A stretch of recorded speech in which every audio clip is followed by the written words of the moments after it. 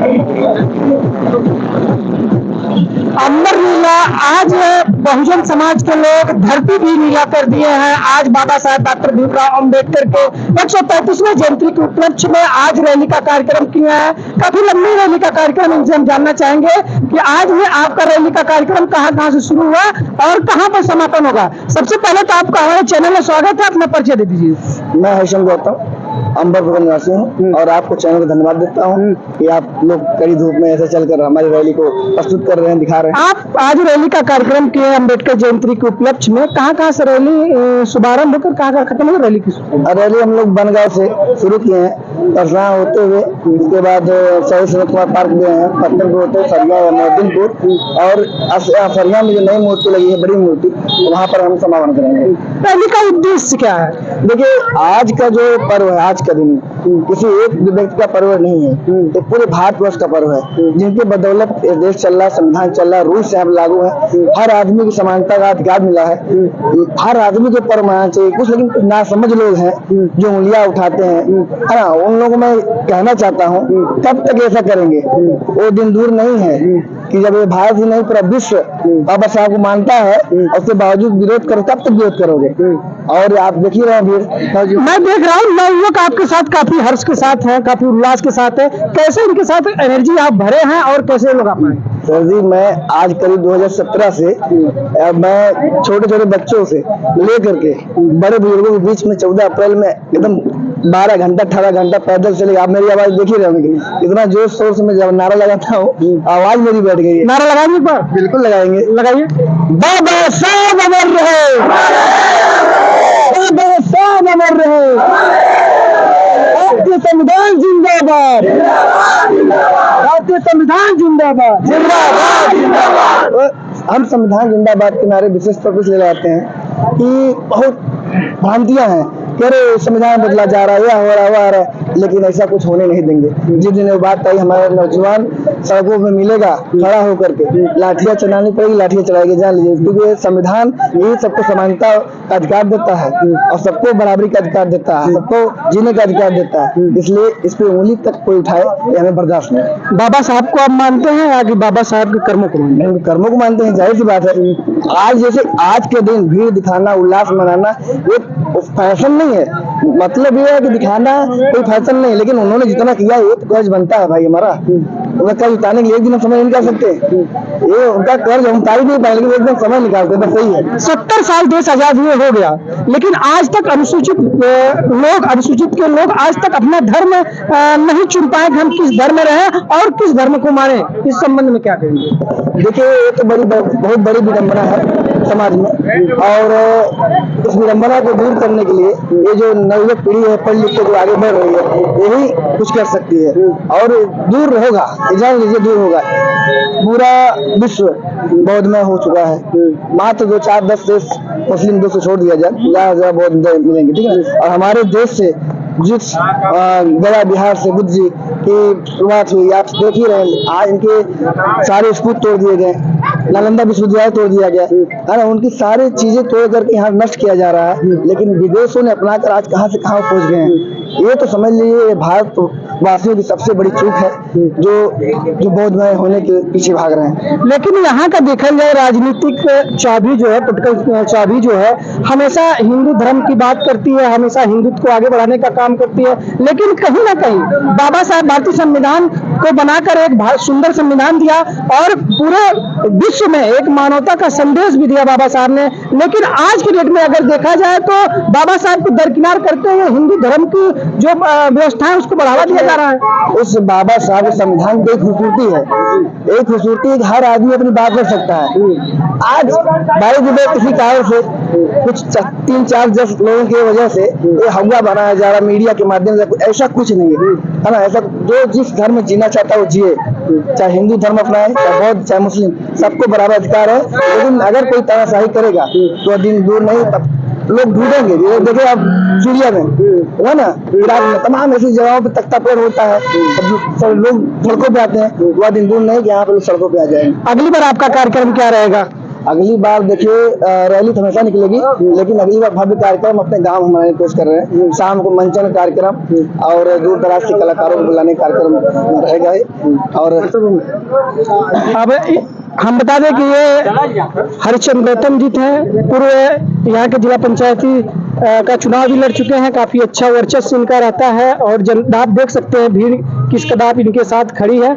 हमारे साथ अमित मास्टर साहब हैं, इनसे हम बातचीत करेंगे कि भारतीय संविधान निर्माता आज 135वीं जयंती के उपलक्ष्य में आपका क्या विचार है, आप क्या कहना चाहेंगे संबंध में? सबसे पहले तो मैं अधिकार की बात में आप सभी लोगों का स्वागत करता हूं और साथ ही साथ जो एक कारवां चला है भाई हरिश्चंद्र गौतम जी के नेतृत्व में, मैं इनको भी धन्यवाद देना चाहता हूं और तमाम युवा साथियों को भी धन्यवाद देना चाहता हूं जिन्होंने बाबा साहब के कारवां को आगे बढ़ाया है और इस कार्यक्रम को सफल बनाया है। और आपको भी धन्यवाद देना चाहता हूं कि आपने जो हर मीडिया वाले जो इस चीज को कवर नहीं कर रहे हैं, ये दिखाने का प्रयास नहीं कर रहे हैं कि ये जो बाबा साहब के सिपाही हैं वो अब जाग चुके हैं, अब इन्हें कोई रोक नहीं सकता। तो मैं आपका भी धन्यवाद देना चाहता हूं। लेकिन जैसा आपने कहा है कि बाबा साहब के संविधान को मिटा देना या बाबा साहब की मूर्तियों को तोड़ देना, तो मैं आपको बता देना चाहता हूं कि जो भी मनवादी विचारधारा के लोग होते हैं, यदि वह बाबा साहब की मूर्तियों को तोड़ते हैं, यदि बाबा साहब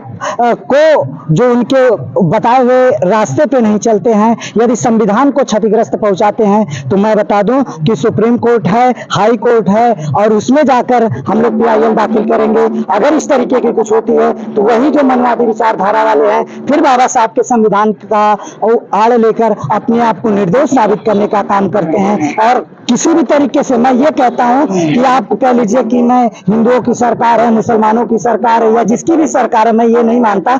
अगर जब भी चलती है यहाँ सरकार तो बाबा साहब बातें करते हैं। और किसी भी तरीके से मैं ये कहता हूं कि आप कह लीजिए कि मैं हिंदुओं की सरकार है, मुसलमानों की सरकार है या जिसकी भी सरकार है, मैं ये नहीं मानता। अगर जब भी चलती है यहाँ सरकार तो बाबा साहब डॉक्टर भीमराव अम्बेडकर जी का संविधान चलता है। नागरिक हो या फिर उसके राष्ट्रपति महोदय हो या प्रधानमंत्री महोदय जी हो, अगर वो कुछ जास्ती करते हैं तो अगर देश का प्रथम नागरिक भी जास्ती करता है तो उसके ऊपर भी महाभियोग लगाकर उसको भी हटाया जा सकता है संविधान के तहत। तो मैं मानता हूँ यहाँ किसी का शासन नहीं चलता है, केवल और केवल एक व्यक्ति का शासन चलता है और वो भारतीय संविधान का शासन चलता है। भारतीय संविधान का शासन चलता है। संविधान जिंदाबाद, संविधान जिंदाबाद, संविधान जिंदाबाद। जैसा कि बाबा साहब के विचारों को आप लोग हमारे विचारों को चल रहे हैं, लेकिन कहीं ना कहीं अगर देखा जाए तो आप लोग डॉक्टर बाबा साहब ने कहा था कि मूर्तियों की पूजा ना करिए। बाबा साहब ने कहा था कि मूर्तियों की पूजा ना करें, लेकिन आप लोग तो स्वयं मूर्ति की पूजा कर रहे हैं। देखिए, मूर्तियों का पूजा हम लोग नहीं करते हैं, लेकिन एक कोई चाहिए नहीं आता जिसको हम अपना आदर्श माने। लेकिन अभी भी देखा जाए तो हम लोग अगरबत्ती नहीं जलाते, मोमबत्ती जलाया जाता है। लेकिन ये कहा जाए कि मूर्तियों का पूजा किया जाता है तो ऐसा कुछ नहीं है। लेकिन हम एक आदर्श उनको मानते हैं और आदर्श मानने वाले व्यक्ति को उसकी प्रतिमा हमारे सामने होना चाहिए।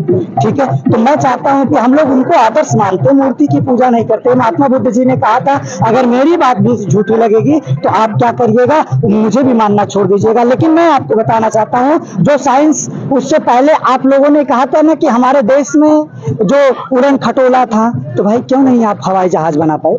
ये मनवादी मनगढ़ंत बातें हैं, विचारधाराएं हैं। लेकिन जो हम लोग अगर जिस दिन विज्ञान को मानना शुरू कर देंगे उस दिन आने वाले समय में हम एक दिन दूर नहीं होगा जो हमारा युवा साथी होगा हमेशा तर्क करेगा और विज्ञान पे चलेगा। तो मैं चाहता हूं कि हम लोग जितने हमारे युवा साथी हैं, मैं इस आपके चैनल के माध्यम से अपील करना चाहता हूं कि आप बहुत पढ़े लिखे हैं समाज और आप तबादला कोचिंग भी चलाते हैं, पढ़ाते हैं बच्चों को। एक चीज मैं बहुत दूर नहीं 3-4 साल वर्षों दूर जा रहा हूँ, कोरोना काल था, यही कि प्रधानमंत्री नरेंद्र मोदी जी ने ताली और थाली बजाकर कोरोना भगाने का काम किया था। आप किस विज्ञान की बात करते हैं? नहीं, देखिए, जो मोदी जी ने कार्य किया था वो अपने ये एक तरीके से वो ये दिखाना चाह रहे थे कि मेरे कितने अंधभक्त हैं। ये ताली और थाली बजाने से कोरोना नहीं गया, वो केवल ये दिखाना चाह रहे थे कि मेरे पास कितने अंधभक्त हैं जो मुझको मानते हैं, मेरे समाज को मानते हैं। जिस देश का प्रधानमंत्री ये साबित कर दे कि मतलब हम थाली और ताली बजा के कोरोना भगा देंगे, वहाँ विज्ञान बचा था? नहीं, विज्ञान देखिए बचा है। ऐसा नहीं कि इस पृथ्वी पर उथल पुथल होता है और बार बार होता है। कोई कहा सकता था कि जो हमारा देश है वो गुलाम था, वो जो अंग्रेज थे, लेकिन उसके बाद बावजूद भी जो हमारा देश आजाद हुआ और भारतीय संविधान, सुंदर संविधान लिखा गया। फिर उसके बाद जब इंदिरा शासन आया तो लोगों ने कहा कि अब इनका शासन नहीं जाएगा, लेकिन ये एक लोकतंत्र है। जो जब बाबा साहब ने संविधान बनाया था तो उन्होंने कहा था, जब संविधान दे रहे थे तो उसमें मुस्कुरा रहे थे, तो लोगों ने उनसे प्रश्न पूछा कि ये जो संविधान देते वक्त आप क्यों मुस्कुरा रहे? तो उन्होंने कहा कि आज मैं इसलिए मुस्कुरा रहा हूँ कि मैं एक माँ के गर्भ में जो बच्चा पलता है, जो माँ के गर्भ से राजा पैदा होता था, उसकी मैंने हत्या कर दी है। अब लोकतंत्र से जनता के द्वारा शासन करके राजा पैदा होगा। इस वजह से तो ऐसा नहीं कि जो आज इस तरीके से हम लोग ढोंग फैला रहे हैं, लेकिन क्या अभी भाई चंद्रशेखर रावण के नेतृत्व में और तमाम लोग हैं जो अपने समाज को जगाने का काम कर रहे हैं, और तमाम जो अन्य लोग हैं जो हमारे समाज में जुड़ने का काम कर रहे हैं, विज्ञान को मानने का काम कर रहे हैं। तो आने वाले समय में वह दिन दूर नहीं होगा। जो हम लोग पहले चलते थे तो साइकिलों से चलते थे, पैदल चलते थे, लोगों को जगाने का काम करते थे, आज से 5 साल 7 साल पहले। लेकिन आज मैं आपने अपने चैनल के माध्यम से कवर किया होगा, शायद आपके जो चैनल होंगे उसमें आप भीड़ को एक साथ कवर नहीं कर पाए होंगे। ये मैं दावे के साथ कह सकता हूं। भाई हरिश्चंद्र गौतम के नेतृत्व में जो यह भीड़ निकली है उसको आपने देखा होगा। अब बाबा साहब के विचारों को आप लोग चलने लगे हैं। जी जी जी, एकदम। हमारा विज्ञान संविधान जिंदाबाद, विज्ञान संविधान जिंदाबाद। विज्ञान की देन है, हमारे जो भगवान है डॉक्टर ही थे उसमें कोरोना काल में, जो उन्होंने इतने लोगों की जान बचाई, ना कोई मंदिर मस्जिद कोई काम नहीं आया। हमारे भगवान डॉक्टर थे, वो विज्ञान की देन है। और आप लोग किसको मानते हैं? देखिए एक बात और बता देना चाहूँ, और रही बात अंधभक्तों की, वो तो यही कहेंगे, आप विज्ञान की बात करेंगे ना तो कहेंगे अरे कोरोना में हमने गौमूत्र पिया था तब हमारी जान बची थी। तो वही गोबर और गौमूत्र की बात करने वाले लोग हैं। भगवान को भी संविधान की आवश्यकता पड़ती है, भगवान को भी संविधान की आवश्यकता पड़ेगी यार। ऐसा आज अगर संविधान नहीं होता तो मंदिर नहीं बन पाता, आज संविधान नहीं होता तो मंदिर नहीं बन पाता, सुप्रीम कोर्ट आदेश नहीं देती, और सुप्रीम कोर्ट चलती किसके अंतर्गत है? संविधान के अंतर्गत। तो जैसा कि हम बातचीत कर रहे थे, यहाँ के तमाम हमारे वरिष्ठ मास्टर साहब थे और हमारे जिला पंचायत क्षेत्र के प्रत्याशी रहे हरिश्चंद्र गौतम जी रहे, उन्होंने बताया कि तमाम तरीके से जो रूढ़वादियां है, तमाम लोग उस पर चर्चाएं करते रहते हैं, लेकिन बाबा साहब ने जितना बढ़िया संविधान बनाकर समता का अधिकार सबको दिया, स्वतंत्रता का अधिकार दिया, उस पर हम काम करेंगे। आने वाले समय में हम नवयुवक के साथ रहेंगे और बाबा साहब के बताए हुए मार्ग पर चलकर नवयुवकों को एक अच्छा सा रास्ता दिलाएंगे। आप देख रहे थे अधिकार की बात न्यूज़, मैं हूं मनोज कुमार।